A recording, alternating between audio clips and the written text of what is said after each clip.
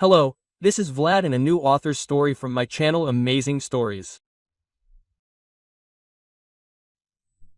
Olga's career developed rapidly. Having got a job as a senior specialist right after university, she moved up the career ladder quite quickly. And when her age was approaching trip, she became CEO. She met Anton almost immediately after graduating from university. At that time, the guy was already working on a small farm providing services for the repair and adjustment of automated equipment. Anton was unable to enter the university on a budget place, and he did not go to a paid place, although he had enough points for this. There was no money, Noel explained. My father wanted to take out a loan, but I knew that they were already making ends meet at home. After all, I am not the only child in the family. So I ended up in college. I am a loser. It happened that way. After college and military service, I could not find a good job. In this company, however, everything is more or less going, but I cannot rise above a simple adjuster. The relationship between the young people quickly grew from simple friendship into something more. And 3 months after starting work at the company, Olga married Anton. The young man tried to make a significant contribution to family life, but his wife's salary always exceeded his income, so he constantly felt a kind of inferiority.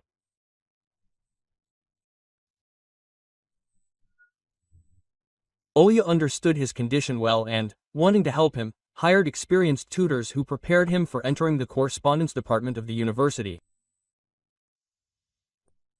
After passing the first session, her husband's mood began to change.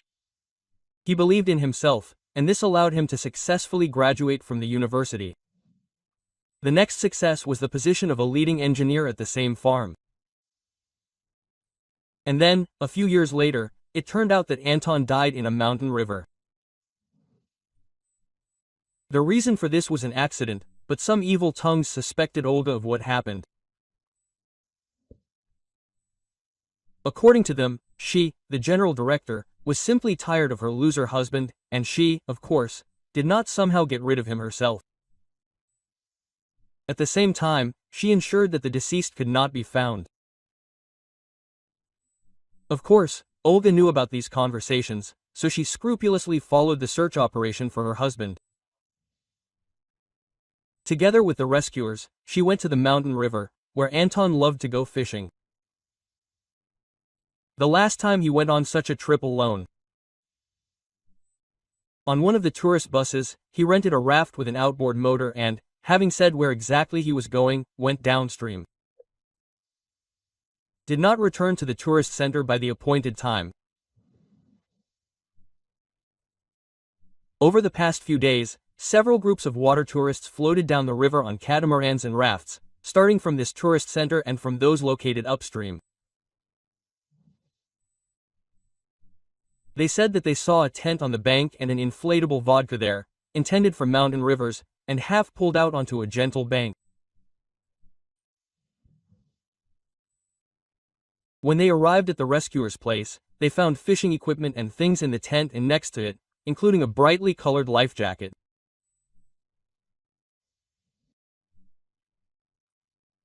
An unopened backpack, the absence of a recent fire, and some other signs suggested that the accident occurred almost immediately after arriving at the scene.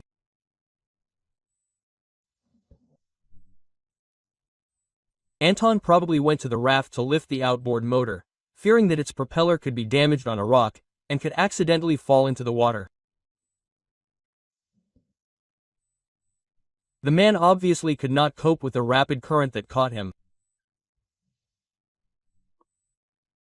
It was in this place that the water literally rushed past a small bay, where the boat was moored.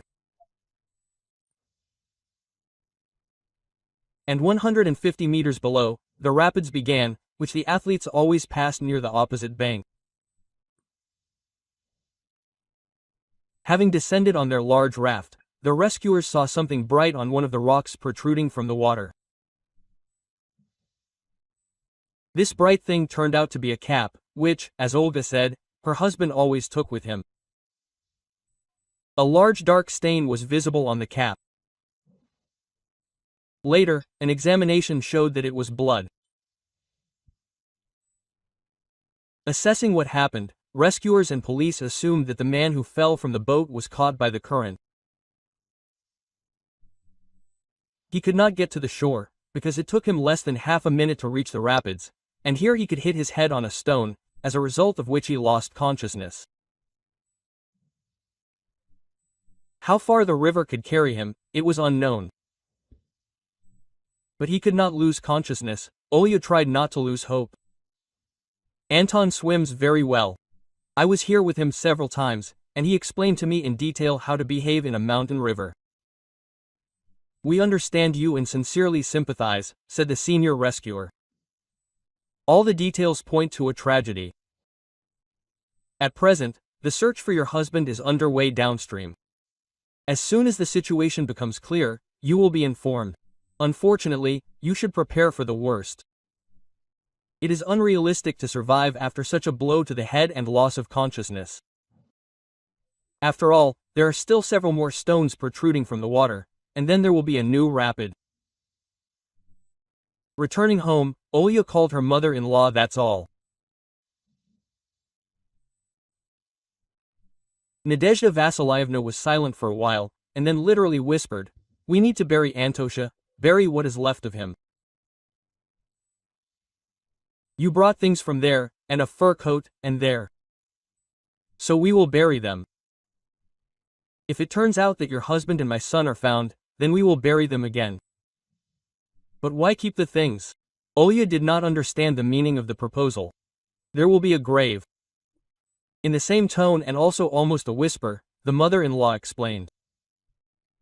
It would be possible to come there, remember Anton, fix something, remove some weeds.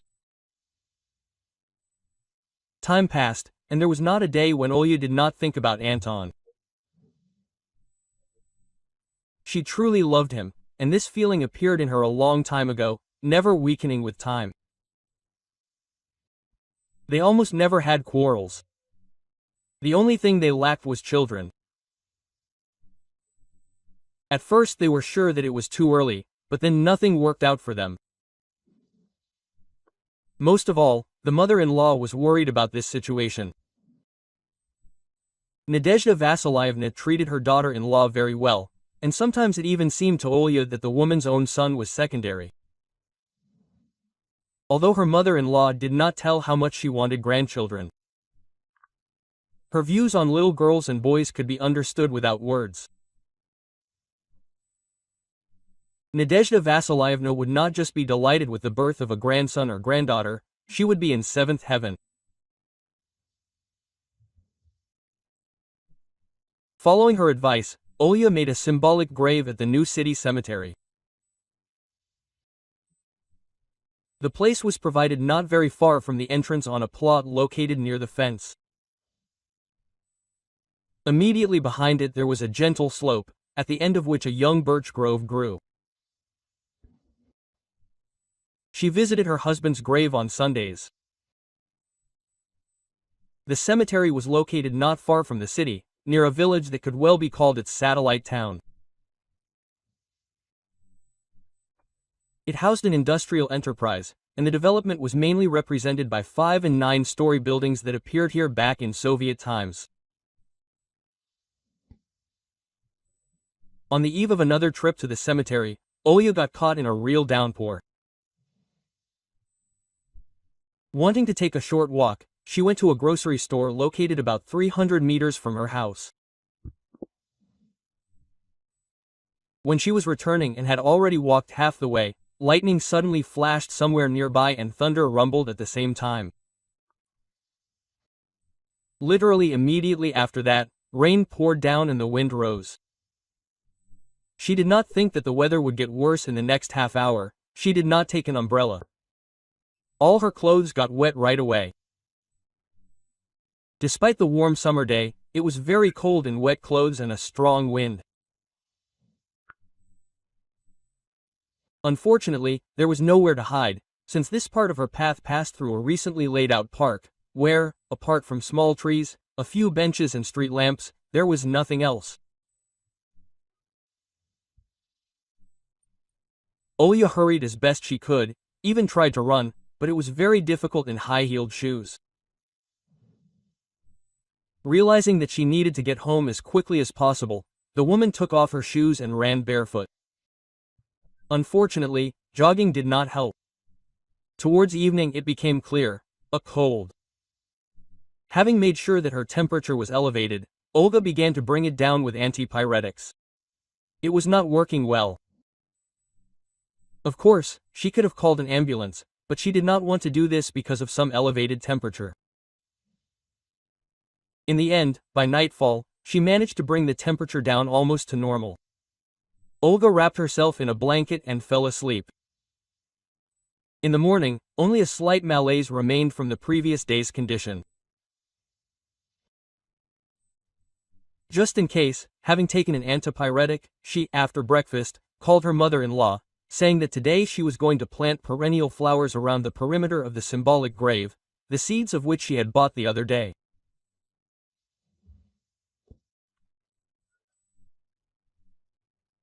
Having left the car in the parking lot in front of the cemetery gates, Olya felt that she was starting to give in again, as yesterday evening she first headed along the central path, then turned left and soon reached the right place.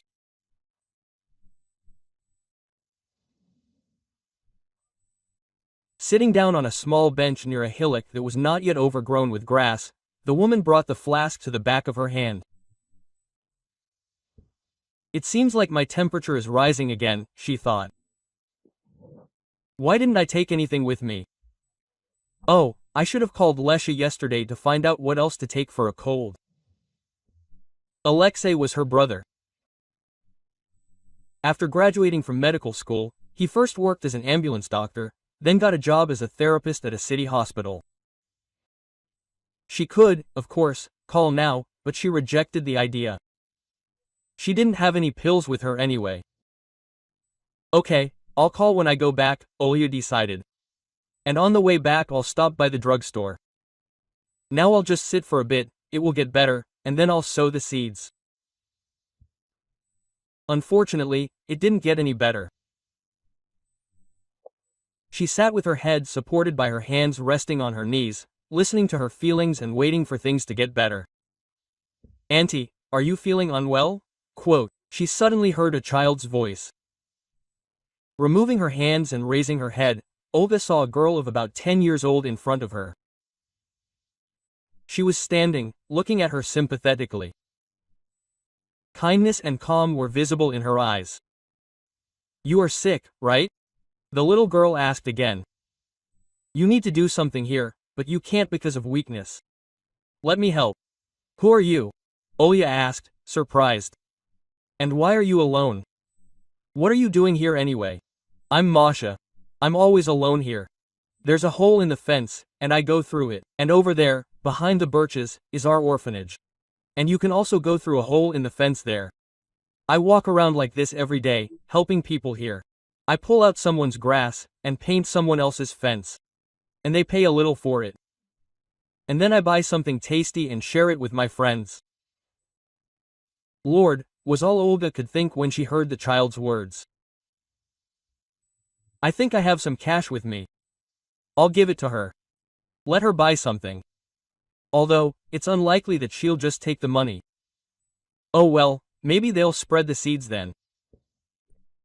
Smiling affably, Olya suggested, "Let's do everything together.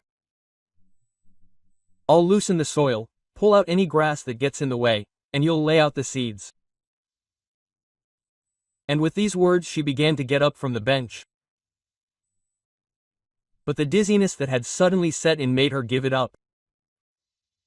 "You feel very bad?" the girl asked sympathetically. "Maybe you'll sit down and rest? I'll do everything myself. I understand what's needed. Give me your iron." "Wait," Olya asked. Here, taking a 500 ruble note out of her purse, she handed it to the child. "Take it right away. I really don't feel well."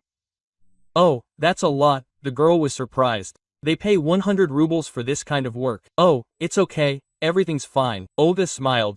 This is my advance payment to you. And next time I'll bring paint and a brush, and you can paint this bench. Agreed? Okay, the girl agreed and got to work. Sitting on bench, Olga watched the little girl quickly tearing grass and loosening the soil. She was doing everything well, and it seemed that Masha was doing something she was used to. While trying to do the job so that the result would be pleasing. While admiring the work, Olga simultaneously felt ashamed. After all, she couldn't clean her husband's grave because of some ordinary cold. Moreover, she was getting worse. Olga felt so weak that she just wanted to lie down on this small bench. Close her eyes and not think about anything, expecting that her condition would improve at least a little. At some point, she felt so weak that she involuntarily leaned over the bench, as if she was really going to lie down on it. She tried to sit up as before, and then her head started spinning again, and much more than before. Blurry outlines of the gravestone and the girl flashed before her eyes. Olga lost consciousness. How much time had she spent in this state? I didn't know. I only woke up in the ambulance. As the nurse who was nearby said, the cemetery caretaker called the doctors after hearing about what had happened from Masha.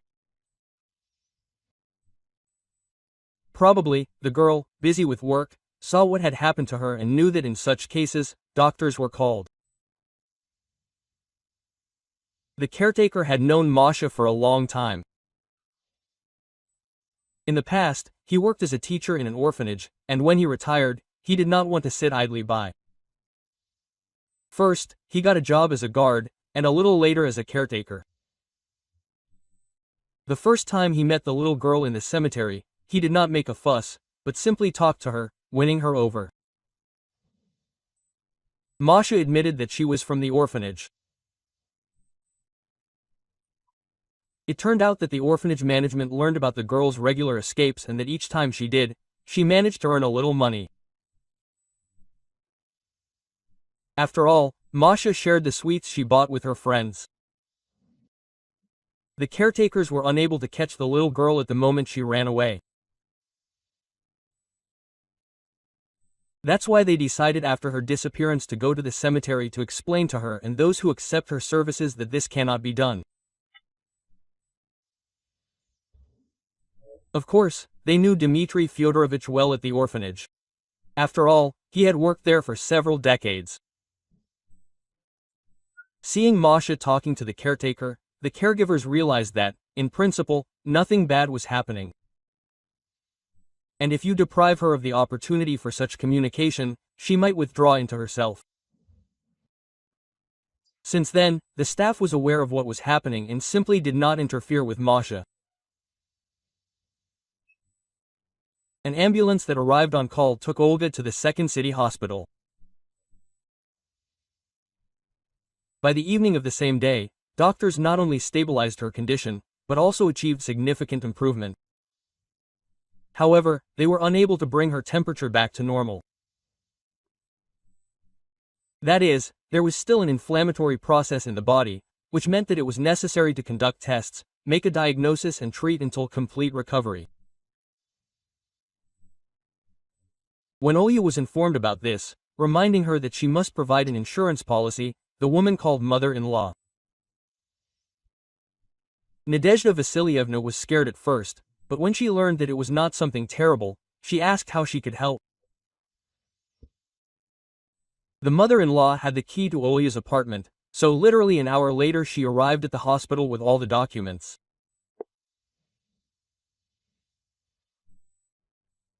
The tests were taken the next morning, and then after the rounds, the attending physician invited her to the doctor's office. A man of about 10 years old or a little older, who introduced himself as Stanislav Pavlovich, first of all asked Olga not to panic. since we were talking about the first signs, and in fact everything could turn out to be completely different. I will say something that can be discussed today. Forgive me, but I simply have to do this. The fact is that your test showed that we are not talking about a simple cold. It is quite possible that the disease is associated with oncology. Just take this calmly. If the suspicion is justified, at this stage the treatment will give a good result. But still, you should not calm down. I would advise you to put your affairs aside for a while and think about your health. Later I will give recommendations that help in such cases. The conversation with the doctor really scared Olga. She had never been afraid of anything, she had always felt healthy.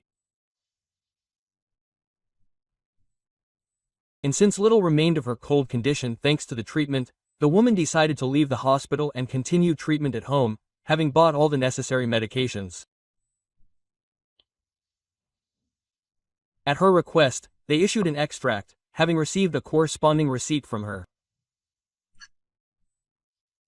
After leaving the clinic, she first called a taxi and went to the cemetery parking lot, and after taking her car, she returned home, stopping at a pharmacy on the way to buy the necessary medications.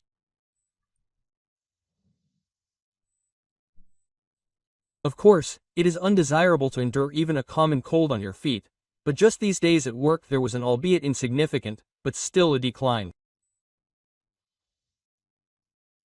And also, as she was told, there were signs that moles had become active in the office again. The CEO knew that there were people working for competitors among the employees, but he had not yet been able to identify them. The next day, having solved the most significant problems, Olya decided to leave the office for a couple of hours to her deputy, so that she could go to the cemetery herself. She really wanted to meet Masha, who had helped her so much, to thank her. She saw the girl almost immediately upon entering the cemetery. She was sitting on a bench under a canopy with some man. It turned out to be the cemetery caretaker.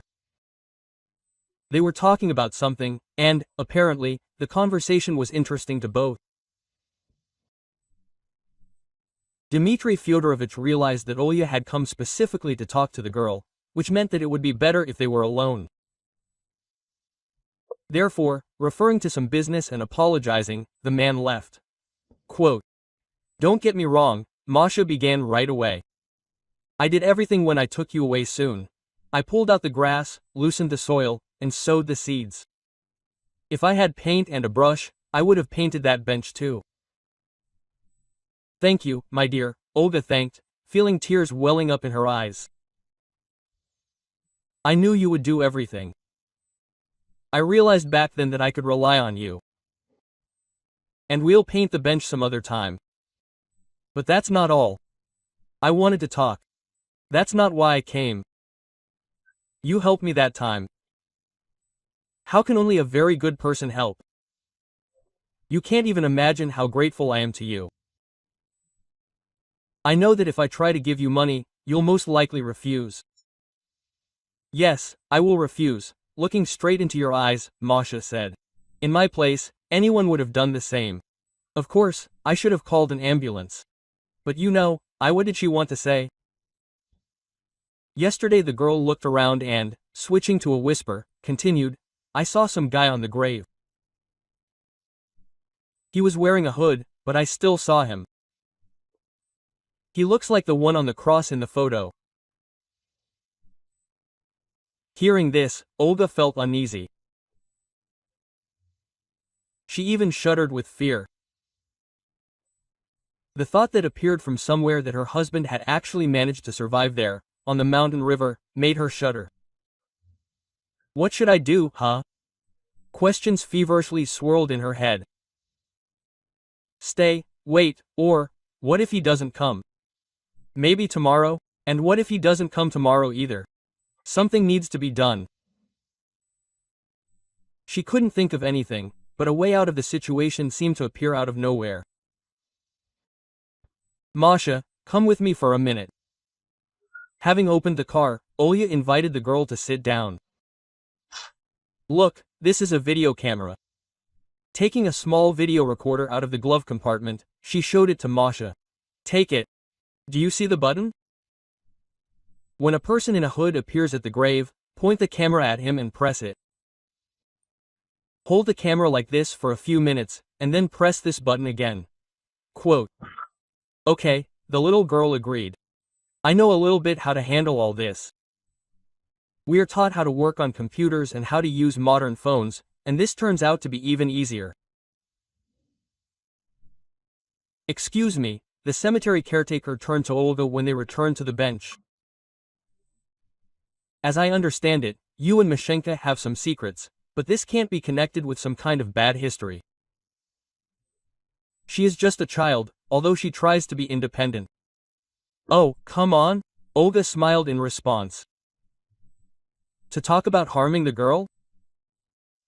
We just had a little secret conversation. I asked her to help me, and now I want to turn to you with the same request. Masha does not have a phone, but you probably have one. Please write down my number. If everything works out for us, she will ask you to call me and let me know that everything worked out. Can you? Okay, I will help, Dmitry Fyodorovich smiled. After saying goodbye, she went to the office. However, her health began to deteriorate. And asking her deputy to continue the work she had started, Olga went home. After taking her medicine, she initially wanted to make herself dinner, but then decided to just lie down and try to fall asleep, knowing that she should feel better in the morning. She could not fall asleep. She lay in bed for at least 3 hours, trying not to think about anything serious, but no tricks helped her. Sleep did not come. In the end, Olga got out of bed, started to do something and returned to bed. This time she passed out after a few minutes. True, despite the pill she took, this sleep was restless. Dreams interfered. They were so clear that they seemed real. True, what she saw was forgotten immediately after waking up. The only thing she managed to remember was the feeling that she was not alone in the apartment. That someone was walking around the rooms, sorting through something, throwing things on the floor. Waking up and opening her eyes, the woman realized that there was no one in the apartment, then she closed her eyes and fell asleep again. In the morning, Olga saw that many things in her room and in others were turned over and scattered. Having looked at the mess, Olga did not understand anything. After all, she remembered that she had gotten up several times during the night and was here alone. There was clearly no stranger. The only source of the disorder could be herself. Quote. After all, it could be, she thought, that my temperature had risen sharply, the sleeping pill had not yet taken effect, and I, like a sleepwalker, turned things around in the apartment. Fearing that her condition would worsen again, Olga decided not to go to the office at least until lunchtime today. Having called her deputy and warned him about this, she calmly had breakfast. True, she had no appetite, but she knew that it was better not to go hungry when she was sick. Then Olga decided to lie down a little longer, hoping that rest would help her recover. Less than an hour later, she received a call. The number was unfamiliar. Quote, maybe the caretaker? She thought, answering the call. It was indeed Dmitry Fyodorovich calling. Masha asked to tell him that everything was fine, everything worked out. Hearing this, Olga, forgetting about her condition, quickly got dressed and, having locked the apartment, went to the cemetery. She found the girl on the same bench with the caretaker. I won't disturb you, keep your secrets, he got up, leaving. That guy in the hood came again, Masha whispered. And again at the same time I looked at him and realized that he really did look like the photo. Olga turned on the recording. Although the image was small due to the size of the monitor, all the necessary details were visible well. The little girl really knew how to handle technology.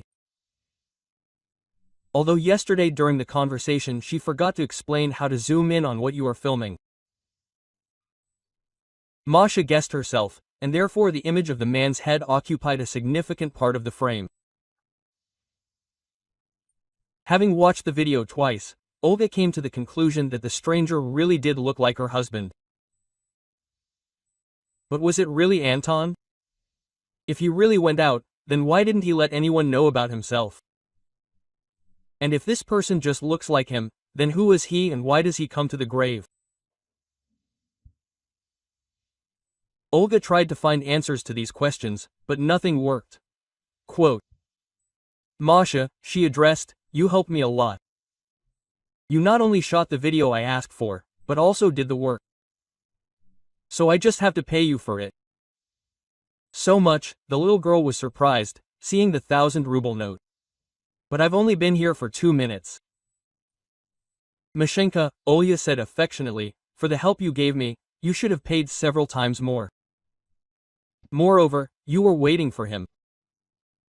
And in general, remember, sometimes 1 second can solve all the problems. Olya spent the afternoon in the office. Probably, due to the medications she took and a long rest, her condition was improving significantly. The employees knew about her illness and demonstrated very high activity, showing that they were trying.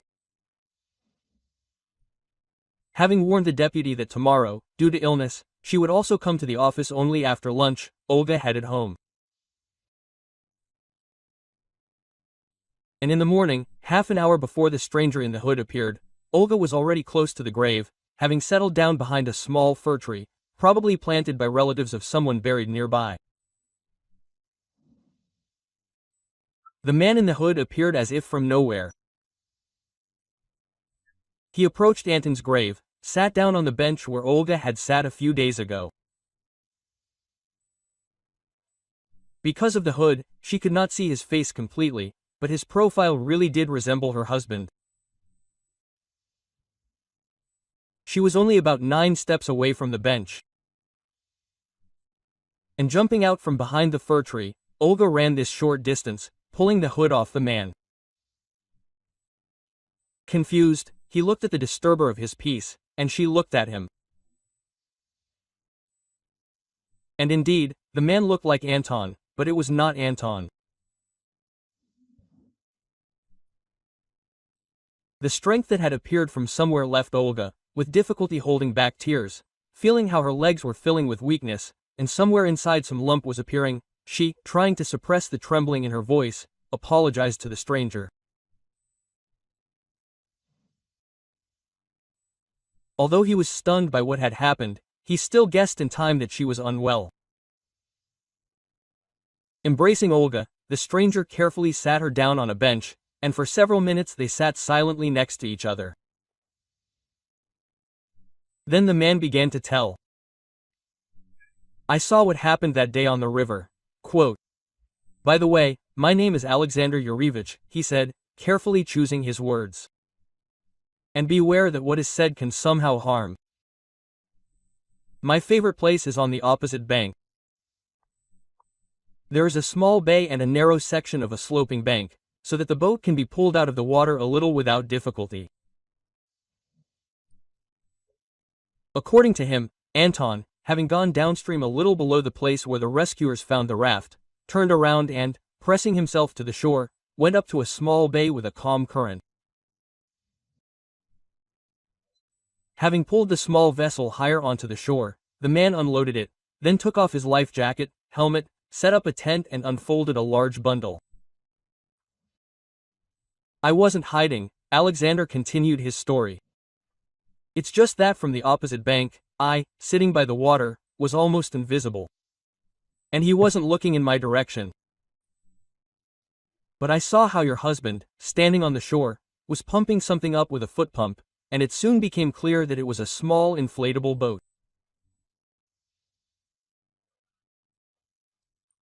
Listening to the story, Olga seemed to see with her inner vision that Anton put on a life jacket and a plastic helmet taken from a black bag, leaving the same ones on the shore. Having thrown both bags into the small boat, he pushed it into the water and, having sat down, began to row. Having reached the rapids, Anton threw both empty bags into the river and, carefully maneuvering, directed the boat to the rapids. But he could easily capsize on the rocks in what you call a one-man boat. Looking at the man, she asked doubtfully, "I saw what kind of waves there were. Or is that not so?" About a day before that day, there had been heavy rains in the mountains, the man explained. The water level was 40 centimeters higher, or even more. This rapid is dangerous only at low tide. And after a good downpour, most of the dangerous rocks disappear. The draft of boring boats is small, and they easily pass over such places.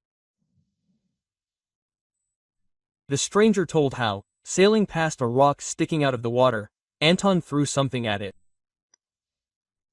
This something, as Olga guessed, was his cap. Quote, "What about the blood?" she asked, unable to bear it. There was blood on the cap, and the analysis showed that it was human blood. Quote, "I don't know, I didn't even see what he was throwing," the man shrugged. "Although, it seems to me, you can make some kind of wound and stain your cap with blood." "Perhaps you are right," she agreed. So what happened next? Almost immediately after the rapids, the current slows down. This is especially noticeable during high water. You were there and probably saw that the river turns slightly to the left. Well, that is, the current presses against the right bank. The small boat with that man was already carried to the right. And then he tried, leaning on the oars. I rose a little to see how it would all end. And 150 meters below the vice, the small boat approached the shore. The man jumped out, then bent over his boat and, as I understood, let the air out of it. And when it was all over, he pushed away from the shore what used to be a boat. And then headed towards some woman. All this time she was standing on the bank a little higher, and together they climbed up the rocks. And then I heard the sound of a car engine. After listening, Olya realized that her husband had staged his own death for some unknown purpose. And judging by his actions, he had prepared for this thoroughly, had foreseen all the details. He had not taken into account only one thing, that a person who happened to be nearby would become a witness. She also understood that the staging was connected with some woman. "No, I will not go to the police." Alexander Yurievich refused the offer to testify at the trace. "To be honest, I had problems with the law in the past. Well, more precisely, not with me, but with the company where I worked. The employees who committed violations pinned their sins on me, and everything was done in such a way that I could not get out of the situation, so I served several years. Since then, I have been making ends meet with odd jobs. Freelance. So, it turns out that you were in business? You probably know finances pretty well." Olya was happy, having specified the man's length of service. "And I just need an experienced employee. I am the CEO and there is a vacancy. I can't find a competent specialist. Maybe you can come today after lunch or tomorrow." At first, Alexander refused, citing a long break in work and calling his activities after leaving the colony a frivolous occupation. But she managed to convince him to try his hand, especially since she would not make high demands right away. In the end, Alexander agreed. The next day off, Olga came to the cemetery again. She was not going to go specifically to the grave, but wanted to meet Masha. After waiting for the girl for about an hour, she headed for the exit. Dmitry Fyodorovich was sitting on the bench, as often happened. The director at the old house was replaced, and the new one forbade Mashenka to go outside the territory, the caretaker explained. It's boring without her. Yesterday I went up to the fence, and there she was, as if I could feel it, waiting for me there. We talked a little. She's a good girl. Grandpa calls me. Yes, really, she's a good girl, Olya agreed with a sigh. A colleague of ours, with whom I had the chance to work, told me that the new boss used to be the director of another orphanage, and there were financial violations there. They couldn't find a fairly large sum. My friend's daughter-in-law works in that orphanage, and I think that this director will also come up with something with the finances in his new place. Alexander Yurievich came to their office the next morning. Judging by the fact that he was up to date, he was able to get into the swing of things on the third day. Olga realized that the specialist was truly competent, which meant that she could continue treatment, relying on her deputy and the new employee.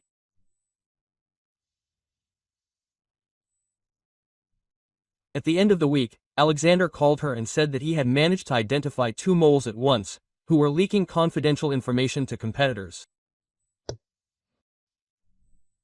Olya, drop everything, went to the office and suggested that these employees resign of their own accord. The company's work began to improve before her eyes. Olga calmed down a little, and now she began to be more interested in her missing husband. Since some woman figured in the story, it is quite possible that Anton simply betrayed her and decided to leave her for another. At the same time, Olya was surprised. Well, couldn't this have been done the normal way? Meanwhile, her health was also gradually improving. She was undergoing treatment at the hospital, a referral to which she received at the clinic. Only now she was treated not as an inpatient, but as an outpatient. At the same time, she visited the hospital every day. Arriving once again and entering the procedure room, Olga heard from the nurse that this morning after the rounds, a medical council was convened on her behalf. This news scared Olga. After all, doctors only do this in extreme cases. Just in case, she asked the nurse if it was possible to meet with her attending physician. Quote, "Yes, you can," the girl answered. "He is on duty today. Stanislav Pavlovich should be in the staff room. Just take your time. After this injection, you need to just sit for 10 to 15 minutes." Olga could hardly wait for this time to end and headed down the corridor in the right direction. Opening the door to the staff room and seeing Stanislav Pavlovich sitting at the table, she said hesitantly, "The nurse told me that there was a consultation. Am I all right?" "For God's sake, don't worry, sit down." The doctor pointed to a chair. "The thing is that an error was made during the tests when you first came to us. It was insignificant, or rather, just minimal, but this minimum was enough to get the wrong result." "So what now?" Trying to remain calm, Olga asked. Quote, "The day before yesterday you took the tests again," the doctor continued.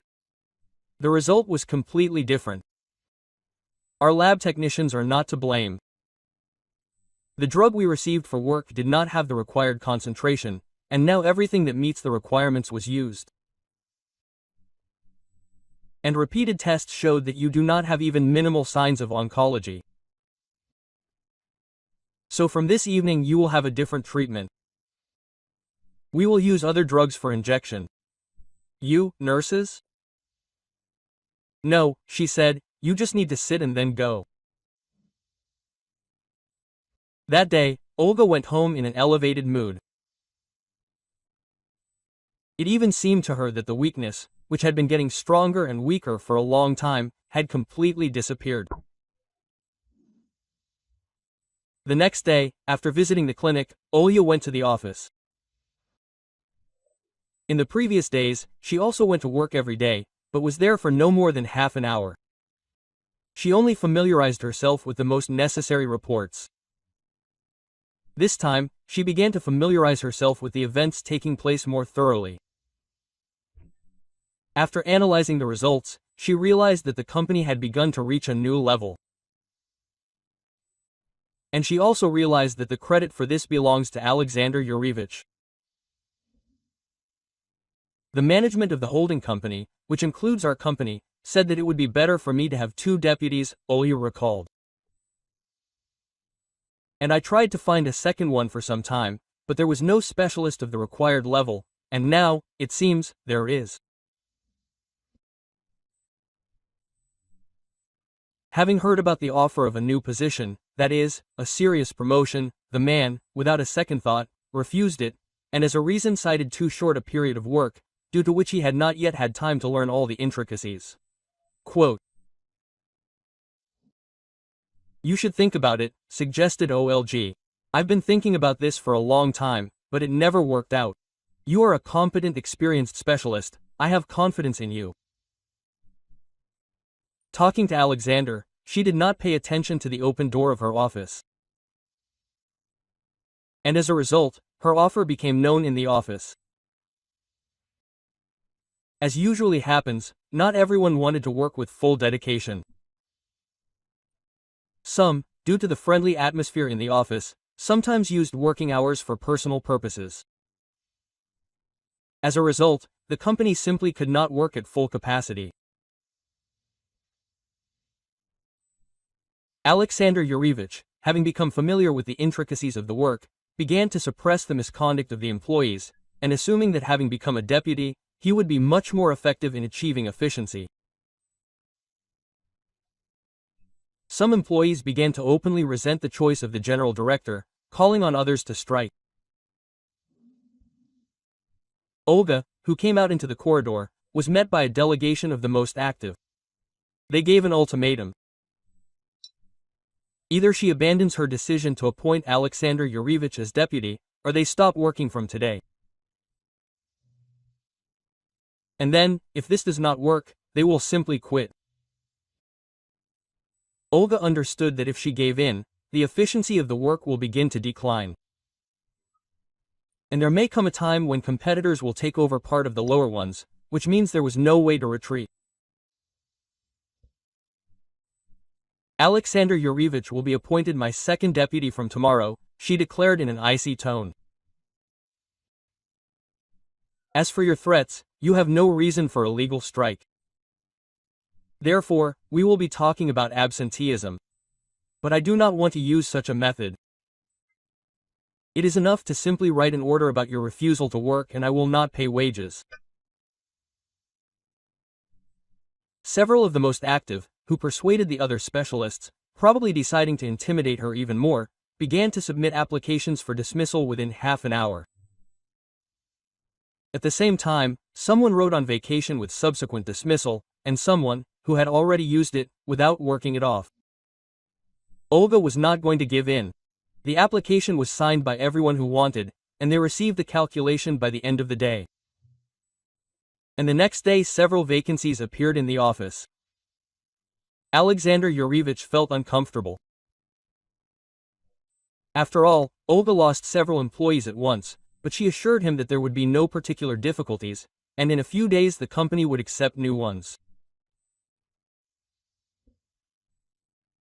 Olga did not forget about her treatment. Now, after an accurate diagnosis, she was getting better every day. Having chosen a time, she decided to go to the cemetery again and talk to the caretaker. Dmitry Fyodorovich, hearing that Olga wanted to adopt Masha, almost burst into tears. He said that, of course, it would be better for the girl. She would have more opportunities. The orphanage responded positively to Olga's wish, but immediately reported that another family already wanted to take Masha, and that these applicants simply had a hitch with one document. Just then the door opened and a couple entered the room.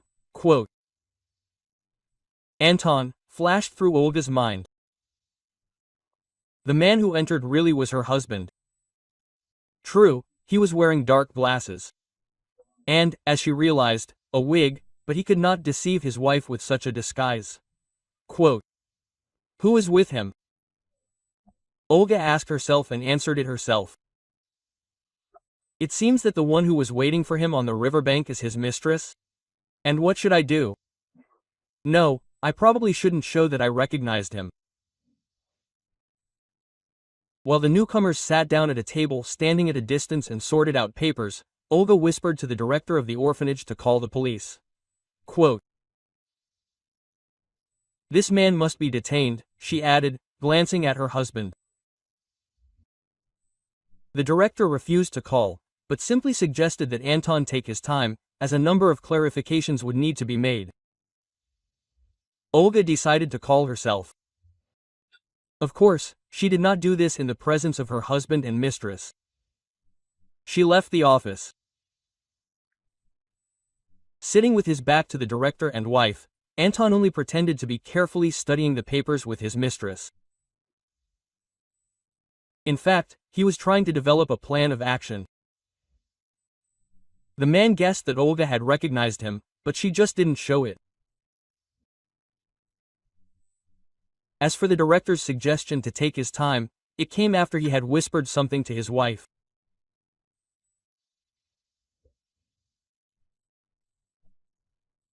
Anton came to the orphanage with his mistress to pick up little Masha, who was his and Anastasia's daughter.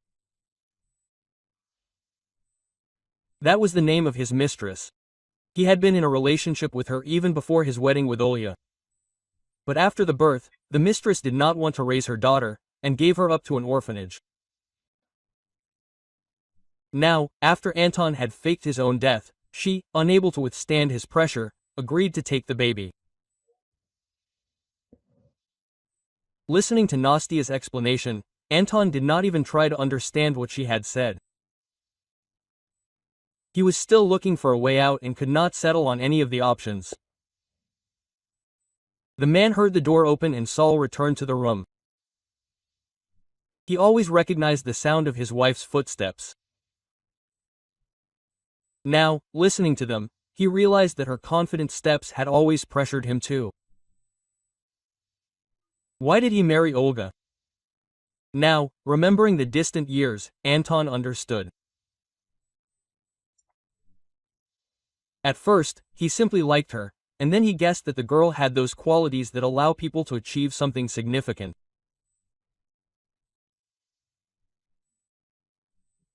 And this means that he, a loser, will have the opportunity to live better than others when marrying her, without bothering himself with any worries. That is why he left Nastia, who was already pregnant. Moreover, he was not even interested in her life. He was afraid of only one thing, alimony, which his mistress could apply for after giving birth. That's why Anton took Nastia's refusal of his daughter calmly. And after years, the man realized that he felt his inferiority more and more. It began to seem to him that living with a rich businesswoman was just torture. After all, Olga paid for most of his purchases. And he got so used to it that he even began to put aside his earnings, assuring himself that it was just for a rainy day. The idea of faking his own death was suggested to Anton by his mistress. She managed to get new documents through some acquaintance, thereby ensuring his safety. The man guessed that the hype after his disappearance would die down pretty quickly. After all, he played out the performance of his own death perfectly. After all, it is almost impossible to find a drowned person in a mountain river. But you never know where the fast current can carry him. The memories that suddenly flooded Anton disappeared. What to do? He asked himself again. It is clear that they will not give them the girl today. Or maybe they won't be able to take her out of the orphanage at all. Who knows where Olga called when she left? Maybe the police. And what could they charge him with? Oh, it's a pity I didn't strangle her that night when I came home. To check if she had changed the locks.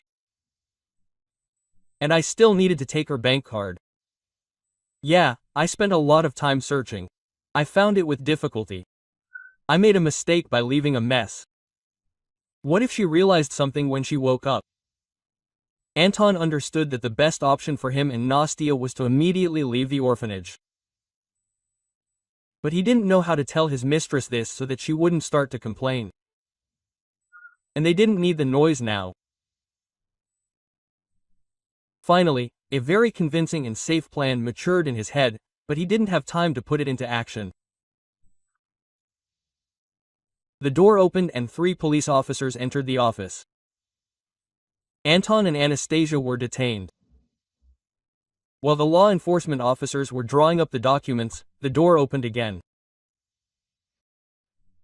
Yes, I saw how this man faked his death on the river. Alexander Yurievich began to testify. No, I am not mistaken. This is exactly the man. For some reason, the man, without looking at the police officers, told everything that happened on the river that day, and for some reason he was looking only at Olya at that time. She also did not take her eyes off Alexander. It seemed to her that all these days after they met, and even all the past years, they did not just live on their own, but were looking for each other. Finally, the police completed all the paperwork. Anton and Nastia were taken away. Olga, Alexander and the director of the orphanage remained in the office. Quote, "Well, are we going to stand like this?" the director asked, turning to the visitors. "Have you brought the documents? Are you going to take the girl?" he asked. Olya, he suddenly turned to her. "Alexander. We are with you, you marry me." "Yeah," she answered. "Oh, Masha, remember, I told you?" "I remember," Alexander smiled. "It was she who introduced us. If it weren't for her observation, we would have gone our separate ways." "So, I understand everything," the director intervened in the conversation, "and now I should shout bitterly, but, somehow there is no time for this. In general, are you taking Masha today or not? I have business approaching lunch break." "Well, are you silent?" "Of course, we are taking her," Alexander smiled. "Masha will be our daughter, and we will do everything for her." And so it all happened. And a month later they had a beautiful wedding, the guest of honor at which, of course, was Dmitry Fyodorovich.